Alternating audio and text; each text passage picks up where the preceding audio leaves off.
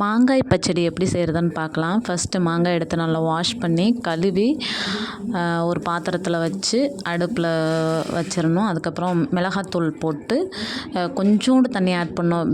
Because நம்ம லாஸ்ட்டாக நம்ம வெல்லம் ஆட் பண்ணும்போது அப்போதும் அது வந்து தண்ணி விடும். அதனால் கொஞ்சமாக தண்ணி அது வேகிறதுக்கு மட்டும் கொஞ்சோண்டு தண்ணி விட்டு நல்லா கொதிக்க விடணும். அந்த மிளகாப்பொடி, தண்ணி, மாங்காய் எல்லாம் சேர்ந்து நல்லா வெந்துட்டுருக்கும்போது லாஸ்ட்டாக நல்ல பழுத்த தக்காளி, சின்ன தக்காளியாக போடுங்க.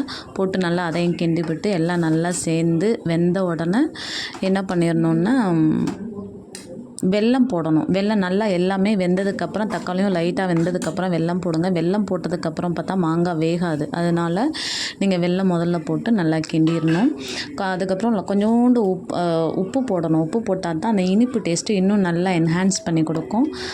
இனிப்பு போட்டுட்டு அதுக்கப்புறம் ஒரு பாத்திரத்தில் ட்ரான்ஸ்ஃபர் பண்ணிவிட்டு நீங்கள் அதிலே கூட வச்சுட்டு தாளிப்பு கொடுக்கணும். தாளிக்கும்போது கருவேப்பிலை, கடுகு, பட்டை மிளகாய், வெந்தயம் 3யும் போட்டு நல்லா தாளிப்பு கொடுத்து அதில் போட்டுறணும். வெந்தயம் ஏன் போடுறோன்னா மாங்காய் ஹீட்டு, அந்த ஹீட்டை ரெடியூஸ் பண்ணுறதுக்காக வெந்தயம் போடுறோம்.